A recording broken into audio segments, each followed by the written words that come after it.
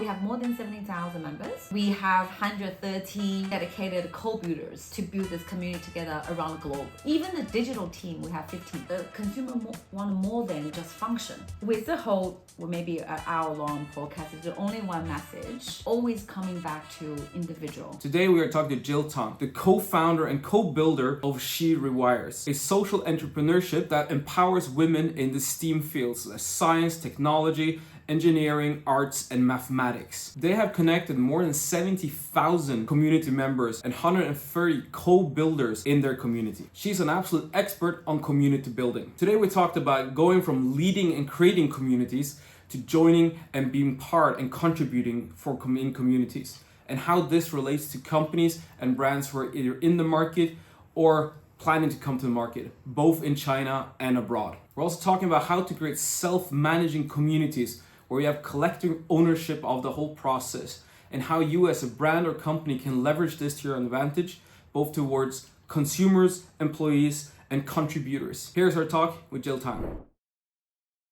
Welcome to the Panda Profits Podcast. I'm here with Jill Tang. Hello, Jill. Welcome. Hello, thanks for having me. Pleasure to have you. Can you introduce yourself? Yeah, I'm a social entrepreneur, community builder, and ESG advocate. So currently I'm running China's most active women in STEAM community here in China, and really trying to spark and then attract more girls and women to study and working in a STEAM industry. Yeah. Could you define a little bit, for you, what is a social entrepreneur? Social entrepreneur means you are driving the social change through business. So which means you make money, but you also drive the social impact. Cool. Then how did you come there? Like, what's your background? How did you end up becoming a social entrepreneur, trying to help people out? Right.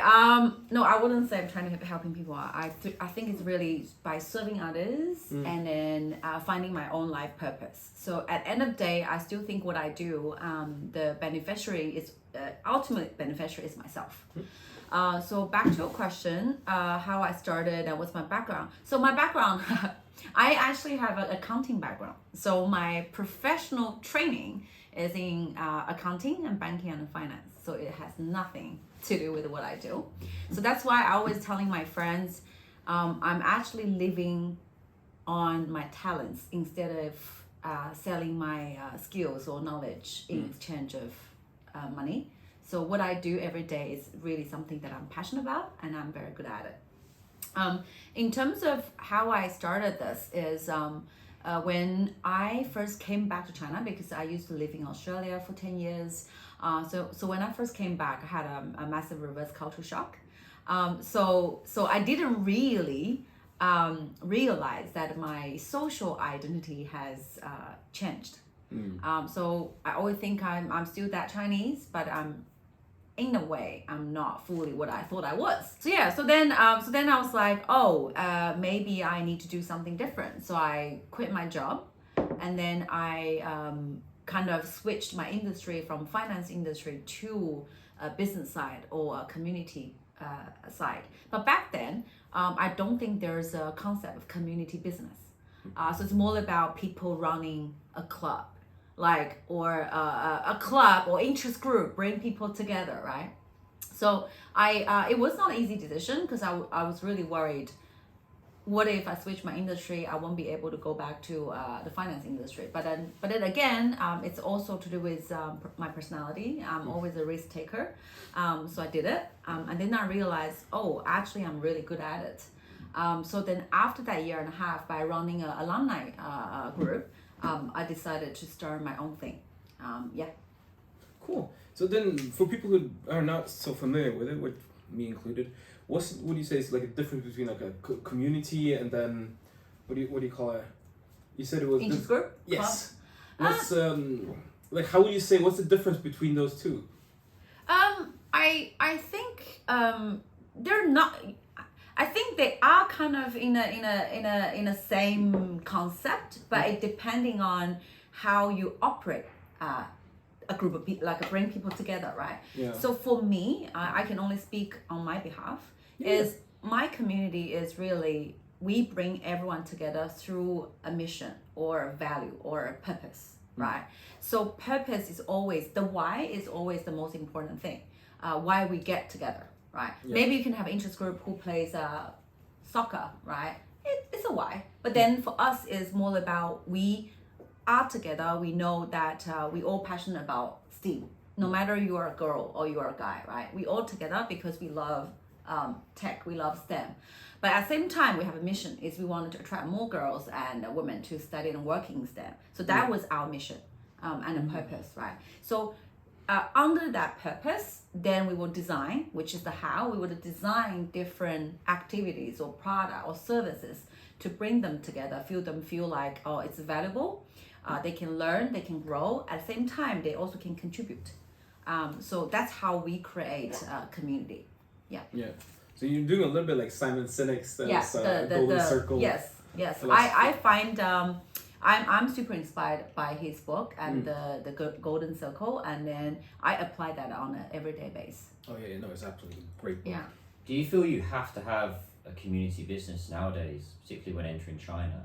Because having that community behind a brand as well is really, really important. I mean, I'm working with quite a few skincare brands at the moment. Yeah. And if everyone's behind the brand and you're empowering everyone, then it has a lot more effect. I think it's more about, redefining or pivoting the relationship between brand and consumer. It used to be, oh, I have a great product and this is how much. They usually would promote the function value, right? Then people are like, oh, I need this skincare and I really need it, so I just pay money and buy. But now it's consumer want more than just function. They want emotion value. They want to buy the stuff to show who they are. So that's how I see the market is shifting. It's not only in China, it's globally, right? Especially for the Gen Zs. They really want to know why I associate with this product or services, right? More than just function. Because now, just to promote function value, it's really competitive. Because it seems like everyone can do it, right?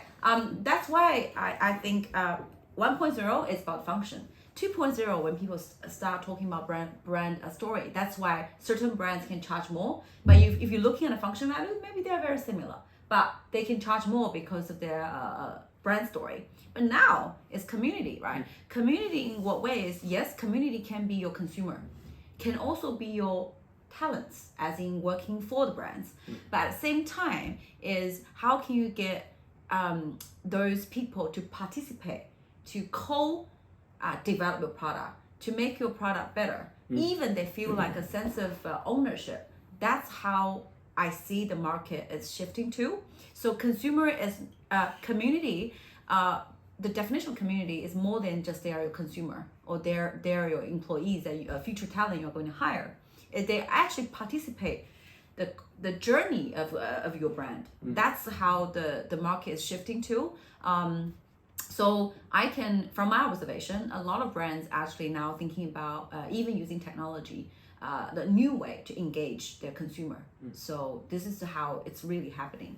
I think it plays really cool into a conversation I just had a few days ago, actually, with a professor in consumer behavior, where we talked about something that is happening in China, which I think China is leading the way, but it's something that can happen everywhere else, is brands are switching from before you were very static.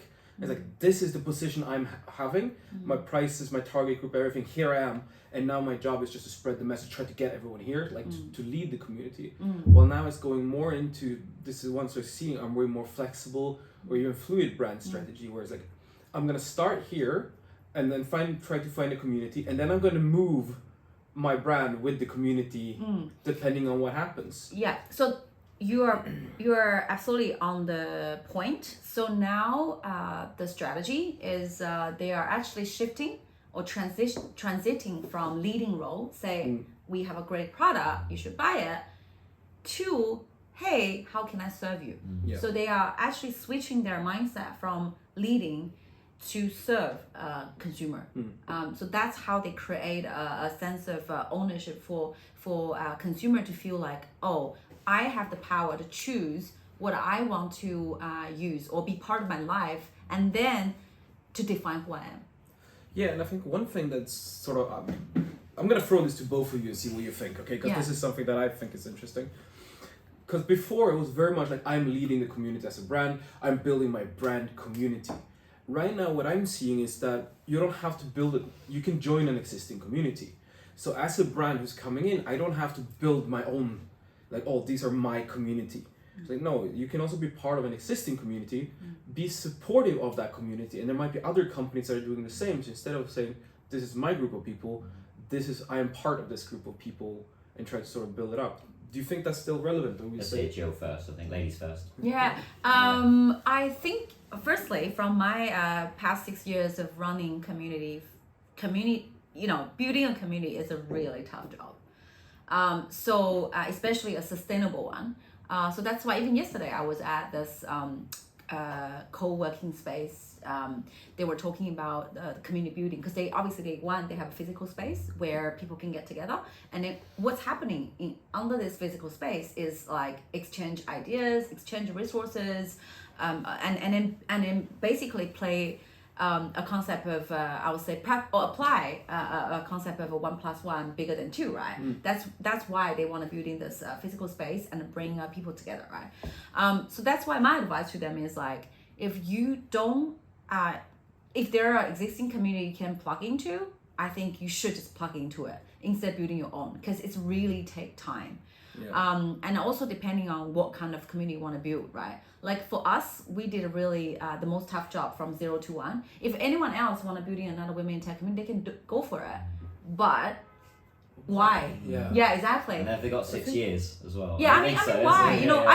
I think if they want to do it, say for example, we are a general, basically a STEM community for women. But if someone say, oh, we want to build a women in life science, in like more focusing on life science, we will still supporting them for sure, right? Because they obviously dedicated to particular industry. That makes sense. But otherwise, why? Yeah, I think it's also how to redefine what community means, right? Firstly, it's a group of people, right? And then we're talking about a group of people has a shared interest or goal, right? And then it's a supporting system. But then from business perspective, I think it's more than just a consumer. They buy stuff, it's like transactional relationship. It's really about co-create relationship, about the journey of whatever the brand want to achieve. Yeah. So this is really finding a common ground or shared value between brands and people. So that's why when we talk about Web3, first thing people always think about, digital currency or blockchain or VR, AR. Those are the tools. No people, those technology will be like, who's gonna use it? As someone who is on the other side, like people always keep trying to sell me that stuff. When I hear those words, like, oh, I'm just tired. Yeah. So Web3 is not about technology. It's about using most frontier technology to do the community management. That's Web3, right? So Web3 is not technology. Web3 is a concept how to better engage your community through those 6 big technologies. That's it. It's about people. Yes. Yeah. Yes. Really interesting. Yeah. My take on all this is particularly, let's say we've got a brand, it's B2C coming to China, and it's taking the product to the community, not marketing it and hoping the community comes to you. So I see it as the shift that's been the biggest shift, which is taking the product out to the community, them using it, not just being a customer, but using it over and over again, sustainably, and they're your marketing tool. They're the ones that are going to be using it and buying it and promoting it for you as well. Yeah, and then also I think probably, as I mentioned before, the way how they market it, usually always the pricing strategy or the functions value. But now, even with the live streaming, with the new Oriental, what they did really successful, why their live streaming room can charge more than the others is because those, very famous, the founder and then the other guy, they're talking about knowledge, their understanding of life when they're selling a coffee, So that's how the things, because people need that, right? So which means the new way of marketing is probably the brands need to start talking about the values. Yeah. Instead of like their mission. No one even knows. No one even knows all those famous brands' mission. I don't think like consumer understands or knows about their mission. Yeah. Why they even started. I mean, that's something that we've heard and seen now coming more like the social e-commerce side, right? Social e-commerce was a little bit previously, that was like a live streaming and very aggressive sales, basically a door salesman, but online. Right now, what we're seeing is just transitioning more in exactly what you're saying, where you would have one of the simplest ways for, I think, a consumer brand to succeed in China is following what you're saying. Get your CEO in front of the camera talking about this in a relaxed sort of setting, and then just sharing, why am I doing this? What's the story? What's the point? Where's my history? All of this kind of things, because that builds into creating a sort of reason why you're here. And that kind of gets to, okay, say for example, your coffee is great. Yeah, but there's a lot of great coffee. You have great values of why you're doing it, and you're doing something social and trying to make impact with it. Yeah. And because you're doing that, you care about the process and all of the things included, and that's why you have a great coffee. Yeah. So also, I think there's another observation is brands trying to promoting individuals at the company more than just company brands. So mini KOLs almost. From the company, Yeah. because they wanted to, I don't know how to using the proper word to describe it, but like lesson of like a less company brands as a, because company sometimes doesn't have much of persona, even though we give them persona, right? But still it's not a person, human being. So they want to promote the real human being work at these brands. So that's why they want to meet the souls behind those coffee, behind those computers, who they are, what kind of technology developing, why they have this code or AI that serves people. They wanted to meet the soul behind the product or services. So that really made people feel that connections. There was one brand I was working with a while ago that I think they did it absolutely perfectly. So it was a spirits brand from Norway, and what they had a lot of videos where they interviewed a bunch of people at the firm with various sort of like partly personal questions, but mostly like towards the process and what they thought and felt. And they started on the CEO and with the vision and like what he had, and they let him pick the environment. So he did it on a mountain, and then they did with the distiller, and then we did the whole way through. And they were able to create this really sort of nice touch with it. Oh, there's a lot of people on the way who really pay attention to detail, who really care about the different parts. And that made them, you know, have this kind of feeling, oh, this is really like an amazing product where people have put a lot of care into trying to make something really special. Transparency is important now for consumer, right? They want to know what's going on. So what you're saying is we need to do the podcast behind the mountain. Why not? Yeah. I mean, I think next time we do it live, we just go in the mountains. Yeah. It's such a great point. I'm working with a live streamer right now, okay, based in Italy, Chinese guy, and fantastic live streamer, very natural. He live streams behind a mountain. He's got mountains behind him. Yeah. He's live streams. He's not in a studio with lighting. Yeah. He's using the light from the If you sun. need more mountains, you know, I know a place. Oh well, yeah. Yeah. And it's the sales are huge. Yeah. You know, and but it's not just all about sales. It's also about the brand awareness. But he's so relatable as a person, and it's an affluent lifestyle that audiences want to aspire towards. Yeah. So Yeah. I think that natural persona, what you mentioned, speaking in front of the camera and speaking at events. Jill, you're really good at this as well. Just get yourself out there, and because you are the face of the company. So when people meet you, it's like, I know the person. Yeah, I'm gonna buy your product. Isn't that sort of also like something that you have to really, when you're going, I think any brand, I can only talk about consumer goods, have to kind of accept that social e-commerce is going to be the future. You have to do it. If you're not branding when you're using social e-commerce, I think you're going to be more of a commodity product, where your key point is function and price. That's the sales points. So then you have to kind of make a decision, like are you going with this, trying to build a persona around the company and trying to make the company be something else, or are you putting one person in front? Because the risk is if you're doing just a single person, I really think you become heavily dependent on this person. Yeah. And then So back to, because we also talk about when you talk about community, we mainly talk about consumers, right? But then also we call it, there's internal clients, which is the employees, right? Yeah. So I think a company is really the most important assets are people. right? So your internal clients need to be the huge fan of what you do, like what company do, right? And I also have a philosophy. I think individual bigger than platforms. I call company platforms.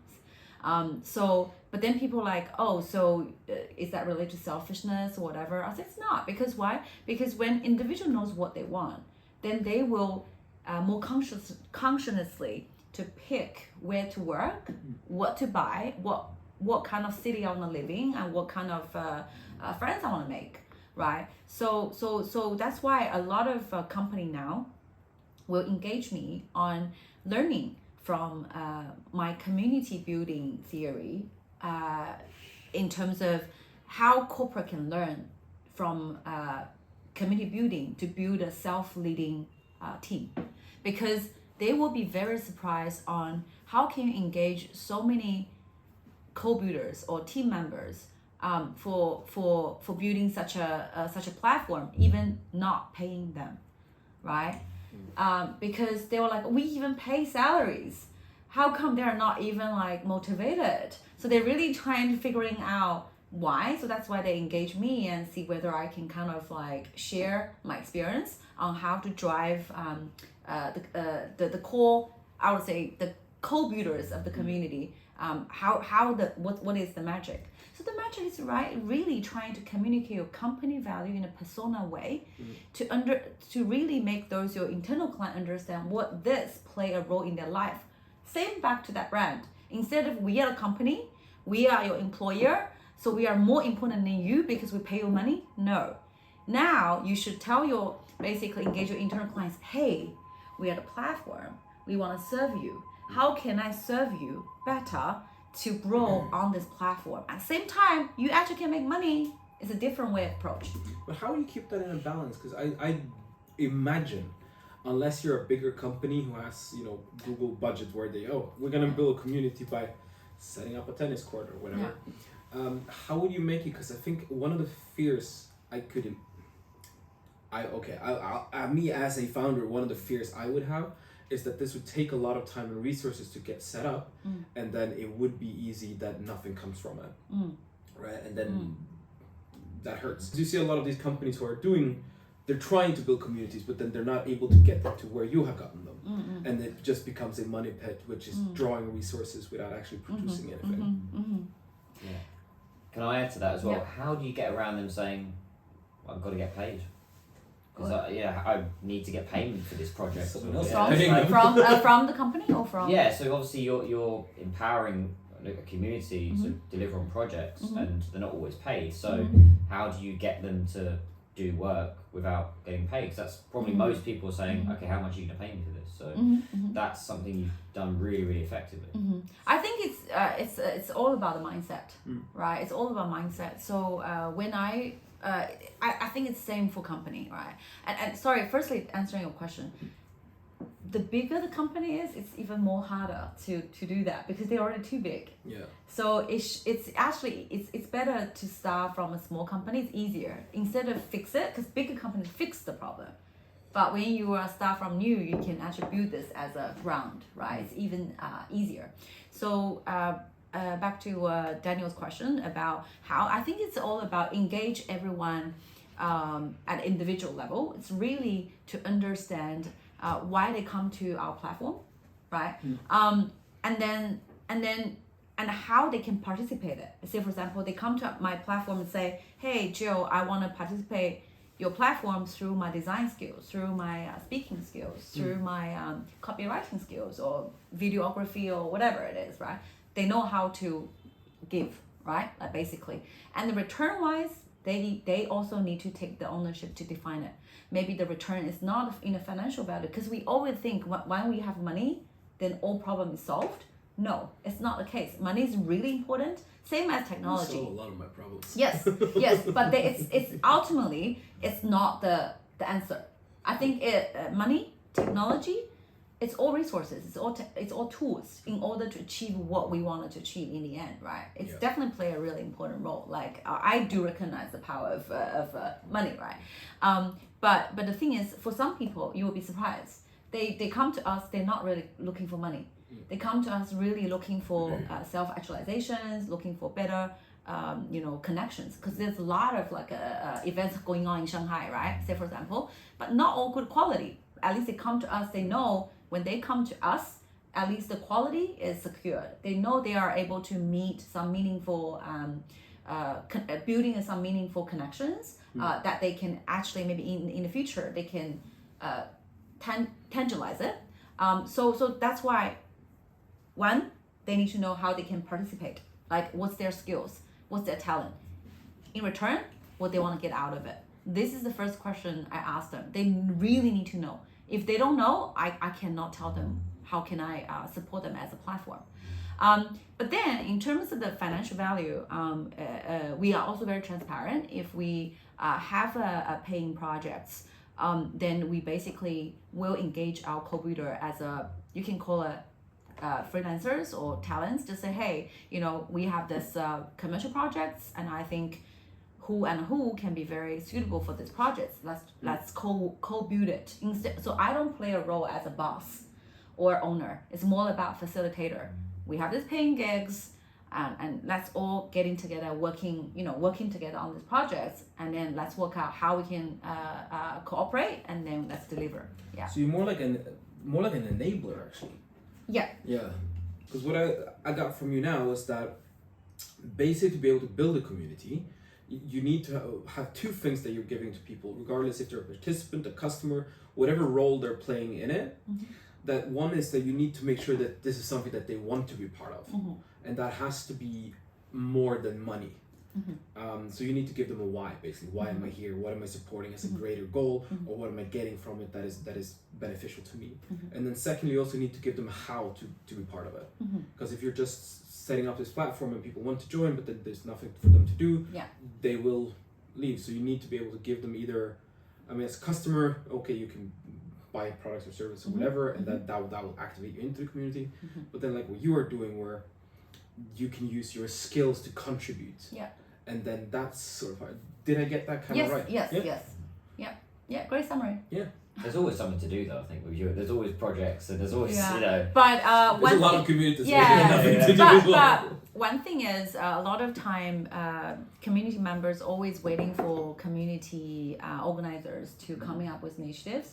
But our community but it's maybe also to do with personal style. For me, it's like I'm quite lazy in a way, so I don't like to leading so many things. So I would always encourage my community members, say, hey, if you want to do something, come up with an idea. Otherwise, sorry, like you're just gonna feel like you got nothing to do. Like I always encourage them to initiate what they want to do, instead of I said I have ABCD menu, please pick. Because if they initiate it, they would have ownership of it. They feel like this platform is not someone else, it's their own platform. So the ownership feeling is more important, and that contributes to the sustainability. And another thing is, I encourage them to initiate new ideas and then to launch it, because that's play a role as a fail faster. So they can also leverage this platform as a testing platform to test their ideas, right? So maybe this is something they cannot do at their work because they cannot afford, right? So then this is a safe playground for them to test their ideas. I would be like, test it, and if it doesn't work, let's fail faster. Next idea. Can we dig into your community? Because it's significantly large, isn't it? It's very, you can say the number, and also it's very diverse, the group of people. And it isn't just women, right? You also invite men as well, which is great. So I'd be interested to know more on the actual makeup of the group. So the group has, we basically started to establish building this community back to 2017. So that was the 1.0 version, right? And then now, as I just mentioned to you guys, before I walk into this podcast room, is we wanted to broaden the scope of what we did in the 1.0. So that's why we have rebranded. I wouldn't say rebranded. It's an actual new identity. It is a new journey, new brand called SHE REWIRES. So what people know about me was from Ladies Who Tech, but now it's basically we are stepping into a new chapter. So SHE REWIRES. We are also adding arts. Instead of STEM, we are adding arts as well. So it's really STEAM. So we have 70,000. We have more than 70,000 members in China across 13 cities. We have 130 dedicated co-builders to build this community together around the globe. Even the digital team, we have 50. We have a digital team. Yeah, It's huge. 50. Sorry, can you just when you say arts, Yeah. are you meaning arts as in the studies of arts like business economics, or are you meaning more? Arts, like, you know what? Arts. I think coding's arts as well. Brewing a beer is arts. Like, but anyway, arts, I think overall for Because you people. keep it very broad. Yeah. Right. But overall, I think arts is more about design. Yeah. So tech is Design. more logic, and arts is more creative, maybe. Yes, more creative part. Yeah. Yes. Cool. Wow. We're in China. You said about 13 cities, so it's obviously Beijing, Shanghai. Yeah, all the Shanghai, major ones, and also in like Wuhan, Xi'an, Chongqing, and Chengdu, Kunming. Like, yeah. It's Yeah. big then. Yeah, we do like city-based, but then again, talking about that, you cannot copy-paste what's working in Shanghai to Wuhan or Chengdu. We failed. We were like, oh, hey, look at us. We're from Shanghai. We're so cool. So Yeah. true. And we failed. Because they were like, Yeah. what is that? Yeah, why? So dig into that. Why? Yeah. Why did it? I think, I think it's China is one country, but different market, right? When you're trying to sell your product services to people in Shanghai, you're using one language in a way. But then if you sell that to Chengdu or Wuhan, then you have to basically using another language. That's why we always say, when you have a business idea, you want to come to China, we call about overall concepts, localize it. But localize it doesn't mean localize for China. You have to localize per city or per region at least, right? At least you will localize for Shanghai, Hangzhou, or Suzhou. Then you will localize for Guangzhou, Shenzhen, that area, right? So don't think you will have one strategy for China. It's not gonna work. So we learned from our own way. So that's why I say, for example, in Chengdu, we more focusing on innovation, right? We don't really talk about too much frontier technologies, too hardcore. Shanghai, yes, it's fine, because people like absolutely love it. They really want to learn like what's going on. It's really to do with the people, the culture here. And Chengdu, maybe it's all about innovation, startups. And then Wuhan, maybe it's more about career development. How can I have a better career at my workplace? So each city is different. Yeah, because I mean, the way that I think about branding when you go localized and have to sort of split it out is you need to have a synchronized why. So the why that we're doing this is different, but then the message has to be adapted to whatever you are. Because otherwise it's going to be, the way that we explain it, like you have your core why of your brand, and then you have your message that you're sending out, which is the information. That is going to go through a kind of cultural lens or personal lens. And depending on the person, location, and all of these kind of factors, whatever comes out on the end, so whatever that person actually sees is going to depend on that.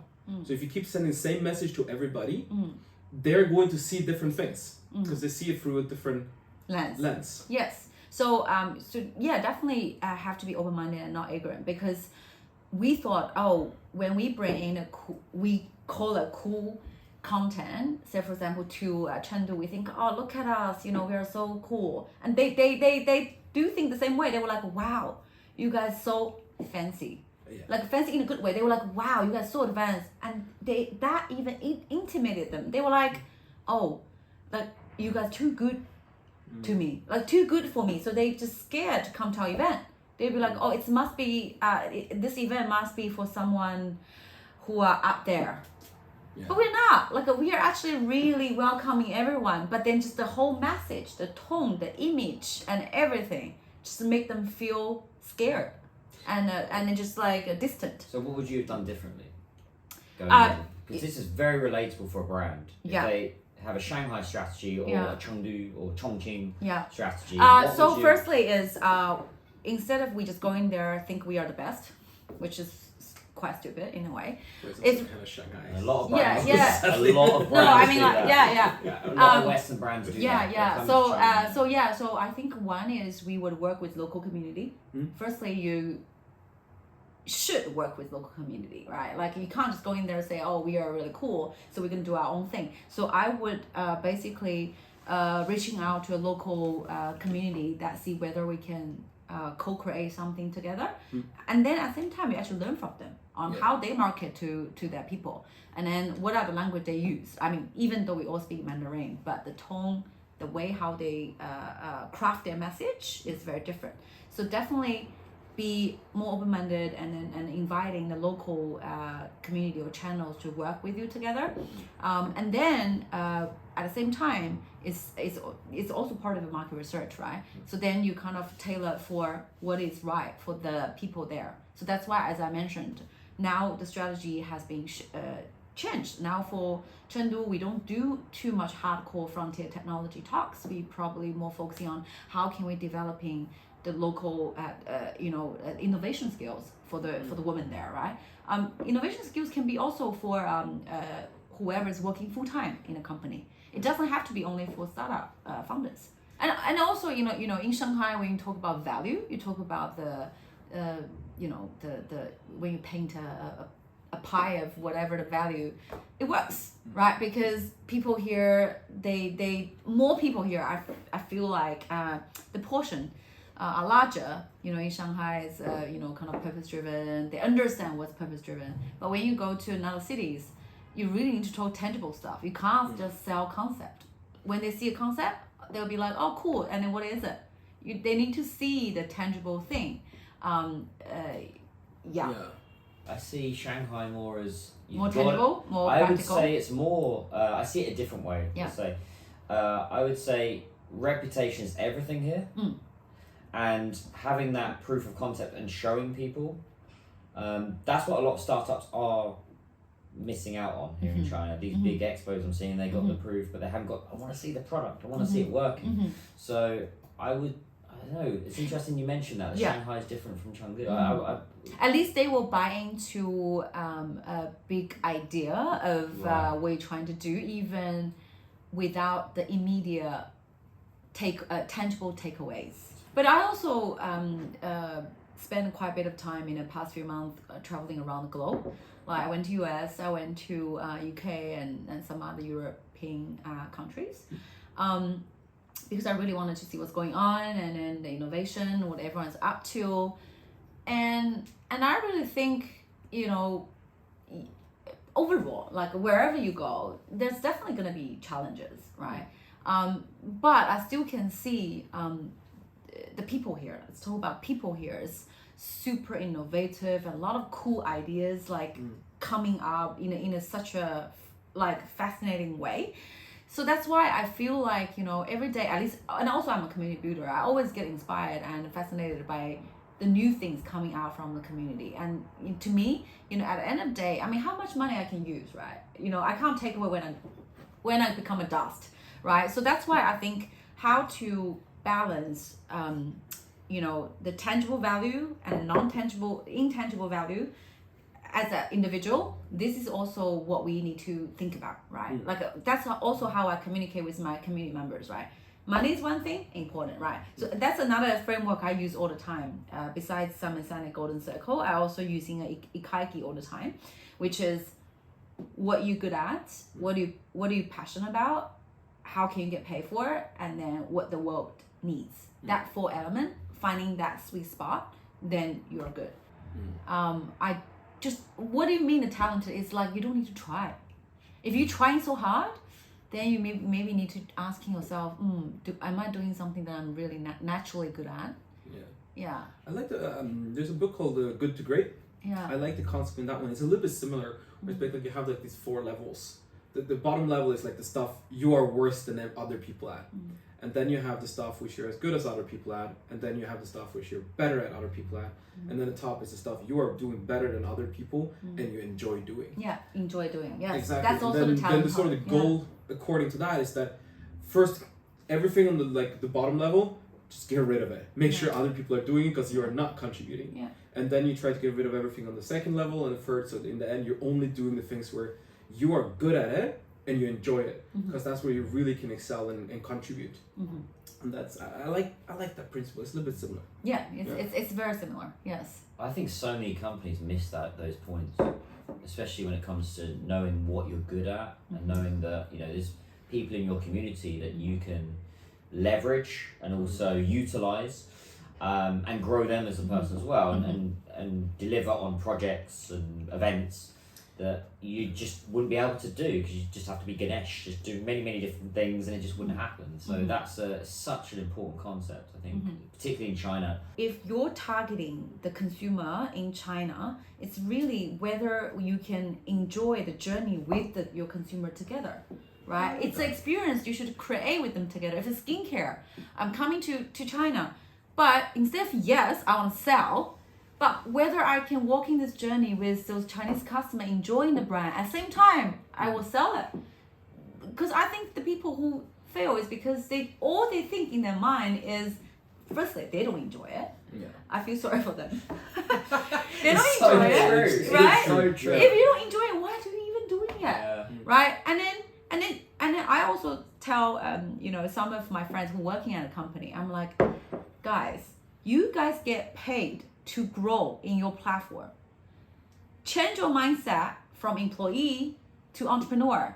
You get paid to grow in your big platform. I don't get paid. So own up your own life. So same thing, right? If I'm working for this brand to taking that to China, firstly, I need to have the ownership. I really wanted to, because this is such a great product, it has a great value to the Chinese consumer. How can I deliver that to them? And then part of it is execution plan. It cannot be the execution plan become the 100%, right? And then how can I create a great journey, not only for consumer, for brands, but also me? Back to my concept, me is bigger than everything. So when I'm doing this, I need to enjoy it too. So you need to have the balance. But I see so many people who are running brands here who don't have any passion or there's no love for what they're doing, right? And then I think that comes back to the company. So why are they doing it? They're doing it for a paycheck. For money. That's the easy, right? It's a yeah. paycheck. Well then. And then the brand abroad haven't done their homework to make sure that they hire the right to people, create or find hire the right partner. people, but also create the right environment so that they can enjoy it. Yeah. Because you see a lot of, I've actually been to brands where when you talk about, what do you like with the product? Oh, I haven't tried it yet. You've been working for a year. Why are you? Yeah. You should love the product. See? Otherwise, how could you possibly become passionate? You need to create the community to get people into it. That's why when we talk about sustainability, it's more than just financial.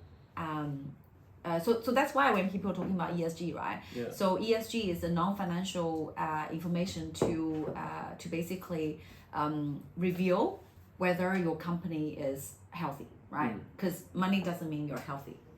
So you also need to check all the other elements, right? Yep. So whether you have a great company culture, whether all of those elements. So it's the same thing, right? Like we just tend to fall in a trap is, the sales number, and then if we can launch it faster, it will sustain. And in the end, after 2 or 3 years after, you have to leave. Yeah. So that's why building culture before building strategy. That's really important. Now I'm really out here on a thin ice, so I might be completely out here. But I think certain industries have jobs which in my opinion, and I think a lot of people are incredibly boring jobs. But then you're still able to see people who enjoy those roles very much. And I think that has a lot to do with this creating a community. Although it might not be big, it might as well, but you're creating a community where you feel like you're part of doing something. You're part of building something greater. And that kind of makes it, I'm enjoying the why and the journey we're going on. So that means I can find ways of enjoying the tasks that I'm engaged with. Oh my God, I have to, recently, I got inspired so much actually by my local massage. Even we don't call them a therapist, right? Like, how like I loved getting massages when I'm working long hours. If I feel like I don't want to go to gym, right? I wanted to kind of get a bit of. I'm gonna start skipping my gym and go and get massages. Yeah. That's So, and usually, a lot of time people will be paying more attention to learn from CEOs or from successful entrepreneurs. But you know what? It was so funny. I really wanted to raise that. In that 1 week, I met one very successful young entrepreneurs talk about making such a big social impact that he's building. Yes, he's very successful by the book. Everything check the boxes. Amazing, right? And then with my local massage therapist, right? Like then you would be like, oh, usually we don't pay attention. They would think, oh, what do they know, right? They just usually just transactional. Like you go there, you pay money, you get a massage, right? But sometimes you have a conversation, and I realized this woman has such a wisdom on the life, right? Like she is a single mother, and then she works in Shanghai, but her family is in a certain rural area in China. So she seems that every day she enjoys her work so much. So I asked her, I said, oh, how many customers you will serve a day? She said maybe 8 to 9. And then I said, so what do you do in your, do you have 1 day off a week or something? And she said, no, I don't have any days off because what am I doing in a day? Because she said, I have a clear goal is I want to own my own, I want to have my own property. So she has a very clear goal and she is so driven. So she knows that every day the time she's investing in, like at her work, has a purpose. Even that purpose is not save the planet. Like buy a property is what she feels like, you know, what she needs to do. So every day she has a purpose and every day she's driven. And then on that note, she also telling me one of the guy that she respects so much in that shop is the guy always thinking how I can make the massage skills better. Like instead of, oh, I'm just like transactional, paying me check, I serve the customer, they also thinking about become better at what they do. No one's gonna pay them to become better at they do, right? But it's the ownership, right? So she's so driven, she has a clear goal, and then she just enjoy every time when she serves customer, she enjoys the whole journey. Versus there's another lady in a shop. She's never improved her skills, and then she just doesn't enjoy it. She just came into the shop to get a paycheck. She's getting a paycheck and she's not happy. Versus another lady, she's getting a paycheck, she's very happy, she's driven, and she's improving on a daily basis. Yes, so compared to that amazing halo effect of entrepreneur, I learned nothing from him. I just feel like everything I got is a FOMO. Fear of missing out. Like he just so in a rush wanted to achieve whatever maybe, you know, successful entrepreneurship means. And to me it's like he's not lived a life. And then also with we're talking about attention as well, right? Like recently I got a lot of company engage me, say, hey Jill, can you do a training for emotion management? Because now a company invests a lot of resources on how they can manage the well-being of their employees, make them happier, more positive, so they can, which contributes to a high performance, right? So to me, it's like, emotion management, time management, all of those like buzzy words. I would say I would pay attention. I would using a new term is attention management. So you're really managing your attention on where you spend your time and energy, and then how does that contribute to your goal? Have you read the what do you call Think Fast? Think Smarter, Faster, whatever. I'm working my way through that one right now. It's really similar in the in the aspects. Smarter, faster, better. The power habit. No, the secrets of being productive. Power. Thank you. Power of the habit was like Take that home with me.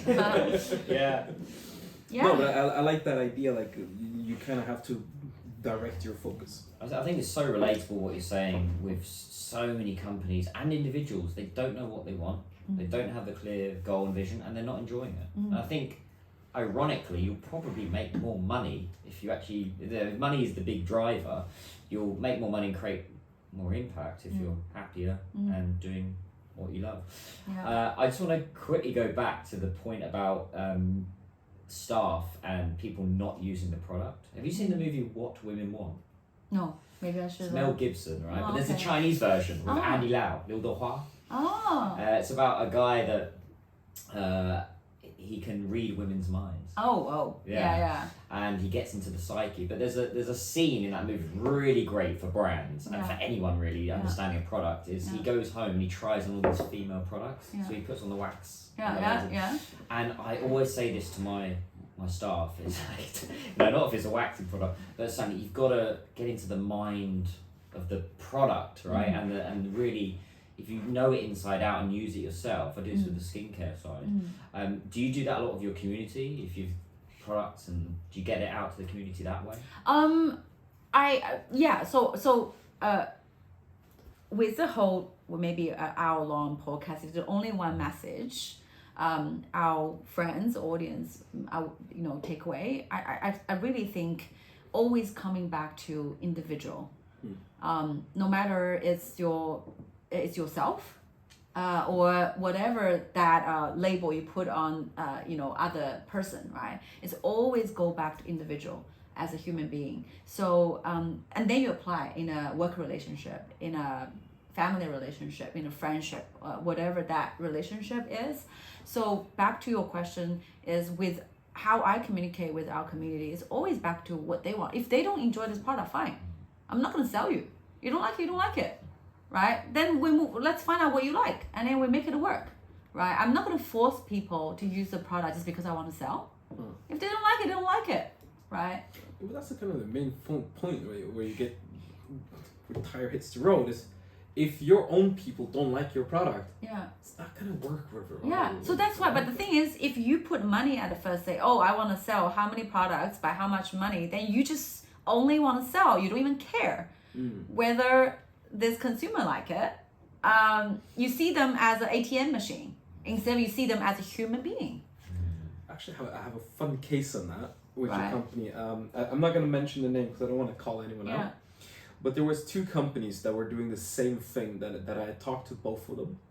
And basically what they were doing a subscription service for menstrual products, right? Which on the surface is great. The products were quite similar if you look at it from a business perspective, but one of them were doing really, really well, and the other one was really struggling. But the thing is, when you're looking at all the analysis, both of these companies should definitely work. But one of them was led by a woman, and the other one was led by a man with a team of other men. And the issue became obvious that you guys have no idea. Like whenever you're crafting a message, I'm assuming you're not using the products at least. So they really struggle to sort of create messages or understand the product that they were working with because they aren't the consumer. They would never like. And that you lose that kind of understanding of the consumer and being part of the group. You are then just selling something to a community that you are not part of. While you need to be, I think, part of the community that you're selling. So I wonder how the company hire a team at first place. The second one where there was only men, they had basically looked at the market. See, there's a gap in the market. There's a clear need to get this product out there. Let's do it. And that was it. It was basically an investment company that decided, oh, this is good. So then it's a capital game. It's not even a value creation. But that's the thing. Like they really kept struggling versus the other company, which was primarily women. So most of the people were using the product. But sometimes even not about gender. Even I can be an investment company, a man, and this one was kind of gender specific to. But I'm just saying, but you can hire people who are the customer or who knows the customer. Exactly. Yeah. You need to get people. It doesn't matter who started. It's just how you push that go to market strategy, right? It's so important to find the right person to do it. Absolutely. That's 100% correct. Key takeaway, mate. I think one of the sort of issues that becoming for me when we're doing we talk too much. I want to start a bunch of new companies. I want to I want to start a community. I want to start a company doing this. I want to. And then I realized you don't have to just work with me. I'll come work with very you guys. female-driven, companies that have got the community there, right? We can tap into that. Yeah. So I mean, it's not for me to I want to do this. It's just everything. Whenever we're interviewing anyone, it just sounds fun. It's like, oh, what you're doing sounds really fun. I want to do that. Yeah. And then last time as well, oh, I want to do that, I want to do that. So yeah, it's becoming an issue for me that I'm probably going to end up with like 100 different companies and then I have nothing time to do anything. No, you know what's the secret? Go back to yourself, Simon. Yeah. What do you want? With that clear goal, then even with something tempting, you'll be like, oh no, this is off track. It changes every week depending on the podcast. No, that which means No, you I'm haven't just- done homework. Exactly. Yeah, no, I'm just joking. It just sounds like a lot of fun what you're actually doing. I think one of the big key takeaways for me at least was this kind of localization that you need to create and be part of your community and follow your community around. Like be there, serve them, join the community. Don't look to lead. There's no point anymore of trying to be a community leader. Be part of contributing to that community and rather follow that community. I think that is a huge shift that we're going to see more and more of. Give and serve. Yeah, give and serve, and then don't be so hard like on this building part, because that's something that I hear every single time. People are like, oh, you need to build your community, you need to build your tribe. Don't build, attract. Exactly, but then also be part of places where you can be part of that tribe and join it instead. And like, hey, we're building it. We are contributing to the platform. I don't want to say build the platform. We're contributing to the community. And I think that's going to be something that the brands and companies are going to have to be much more aware of coming forward. Comes back to the individual for me, and not being afraid to evolve the strategy. You were talking about different cities and a lot of brands and companies. A strategy in Shanghai might not work in Chengdu. You have to evolve and grow the business. So, Jill, where can people find you? Oh, if you are overseas, you can find me on LinkedIn, which I use the most. You can find me Jill Tang on LinkedIn or Instagram. But Instagram, I post more my personal life. But if professionally, LinkedIn, if you're overseas. Otherwise, in China, you always can find me on WeChat. Yeah. Great. And how can they get in touch with your community? Oh, search SHE REWIRES. You can find us everywhere in social media. How about in Chinese as well?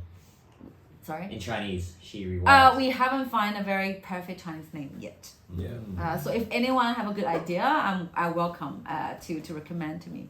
Yeah. Put that in the comments. There you Yes, go. Come up yes, with please, SHE please. REWIRES. Yeah. And I'll give you a credential. I'll give you a credential on who's giving the name. Yeah. Yeah. We'll have a competition, see if there comes anything out. Yeah. Thank you so much. Really enjoyed it today. So thank you. Yeah. No, thank you for having me. Yeah. Thank you very much. We'll see you around. Yeah. See you next time. Awesome.